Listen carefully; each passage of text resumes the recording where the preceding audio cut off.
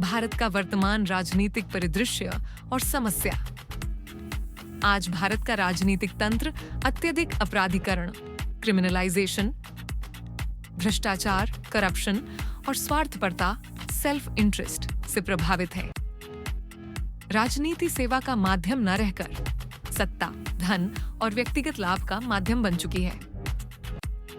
चुनावों में धन बल, बाहुबल और जातीय समीकरणों ने नीति और आदर्शों को पीछे छोड़ दिया है।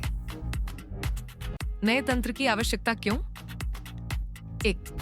जनता का विश्वास राजनीतिक तंत्र से उठ चुका है। आदर्श कौशल्य। 2. राजनीति में नैतिकता और चरित्र का अभाव है। 3.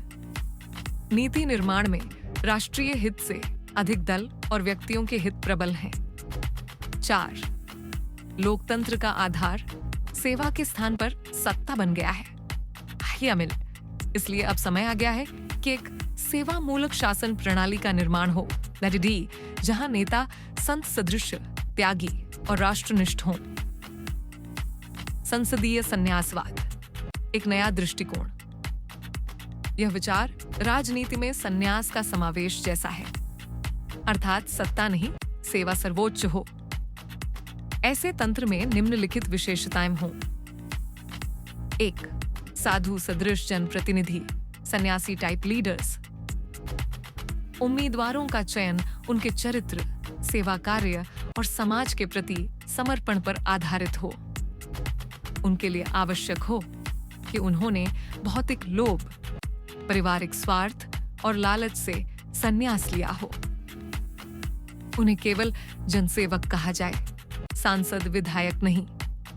2. न्यूनतम वेतन और सुविधाएं। सभी प्रतिनिधियों को केवल जनजीवन के समान जीवन स्तर दिया जाए। वेतन, भत्ता और विशेषाधिकार न्यूनतम हों।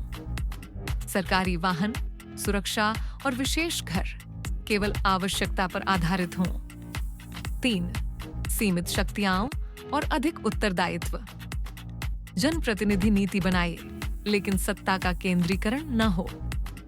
प्रशासनिक निर्णय जन परिषद या नागरिक समितियों द्वारा लिए जाए। हर निर्णय की सार्वजनिक पारदर्शिता, पब्लिक ऑडिट हो। 3. गुरुकुल शिक्षा प्रणाली, निस्वार्थ नेतृत्व और सुशासन की आधारशिला।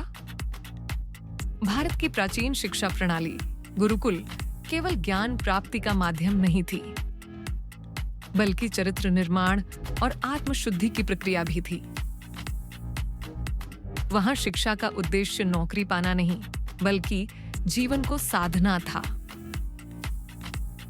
आज जब शासन व्यवस्था में स्वार्थ, भ्रष्टाचार और लोभ बढ़ गया है, तब गुरुकुल प्रणाली की पुनर्स्थापना अत्यंत आवश्यक है। गुरुकुल प्रणाली, गुरुकुल में विद्यार्थी, ब्रह्मचारी गुरु के आश्रम में रहकर शिक्षा ग्रहण करते थे। वहां जीवन सादगीपूर्ण होता था। अनुशासन और सेवा जीवन का केंद्र थे। शिक्षा का लक्ष्य था विद्या ददाति विनयम, अर्थात विद्या से विनम्रता आती है। शिक्षा में धर्म, कर्म, योग, ध्यान, वेद, विज्ञान, प्रकृति और लोक सेवा सब सम्मिलित थे। हर छात्र में कर्तव्य भावना, आत्मनियंत्रण और सामूहिक सोच का विकास होता था। हम क्या क्या कर सकते हैं? एक सेवा आधारित लोक आंदोलन, लोक जागरण अभियान। विद्यालयों, आश्रमों और सामाजिक संगठनों के माध्यम से स्वार्थ नहीं, सेवा का संदेश फैलाना। युवाओं में राष्ट्र योग की भावना जगाना। जैसे योग शरीर के लिए है, वैसे राष्ट्र योग राष्ट्र के लिए है। 2. छोटे स्तर से आरंभ। गांव, ब्लॉक, जिला स्तर पर स्वयंसेवी शासन मॉडल प्रारंभ करना, जहां प्रतिनिधि बिना वेतन के जनता के बीच काम करें। इसे धीरे धीरे राज्य और राष्ट्रीय स्तर तक ले जाना। ऐसा तंत्र क्यों सफल हो सकता है? 1.